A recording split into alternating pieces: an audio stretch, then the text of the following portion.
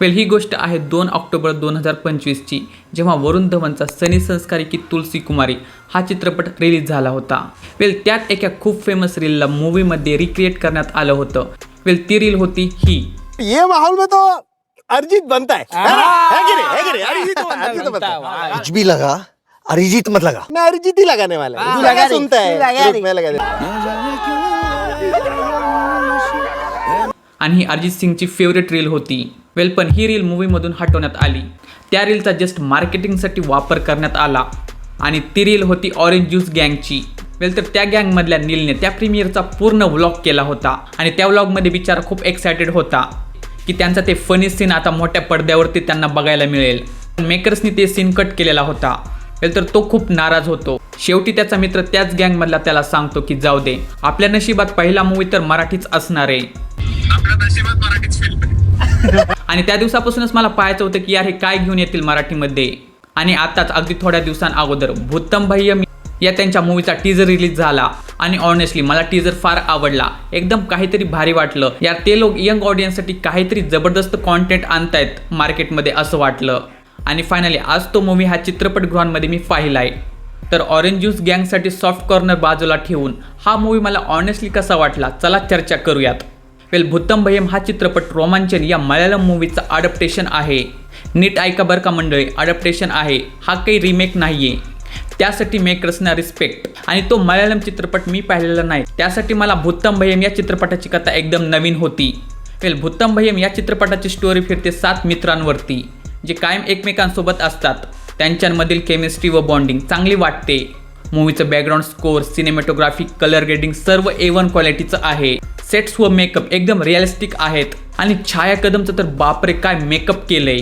त्यासाठी मूवीच्या मेकअप आर्टिस्टला सलाम आहे बॉस. मूवीमध्ये तर एक कॅरेक्टर आहे ज्याच्या नाकाला एकदम असं म्हणजे खूप घाण केले ते नाक, म्हणजे त्या नाकाकडे बघू सुद्धा वाटत नाही. आणि ते जिंकतात मूवीचे मेकर्स. आणि मंडळी मूवीचे सॉंग्स पण खूप वायफुल आहेत. आणि हॅपी न्यू इयर हे सॉन्ग तर आता येईल त्या न्यू इयरमध्ये वाजणार हे पक्क. व बाकीचे जेवढे पण सॉंग्स होते ते पण ऐकायला खूप भारी वाटतात.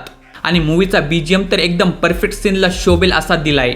यासाठी श्रीमान म्हात्रे व समीर हे दोघे एखादा अवॉर्ड तर डिझर्व करतात.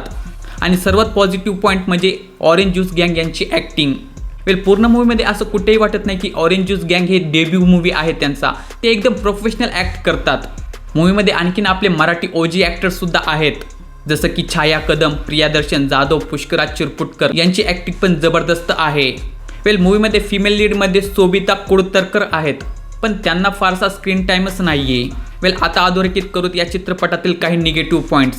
फर्स्ट, मूवीची लेंथ. मूवीची लेंथ 2 घंटे 43 मिनिट्स आहे. मूवी स्टार्ट जबरदस्त घेते, पण मूवी पुढे हळूहळू फार स्लो होते.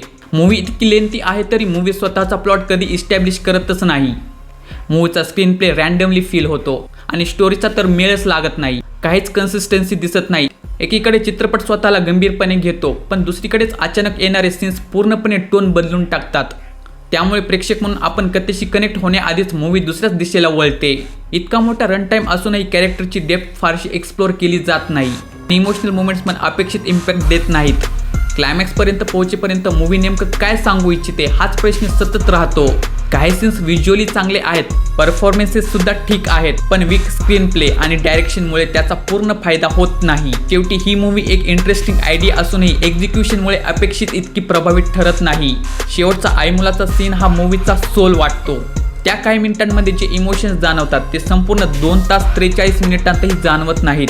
पण दुर्दैवाने तो इम्पॅक्ट खूप उशिरा येतो. मूवीमध्ये कॅरेक्टर्स इतके रँडमली येतात आणि तितक्याच अचानक गायबही होतात की एकाही कॅरेक्टरशी अटॅचमेंट तयार होत नाही.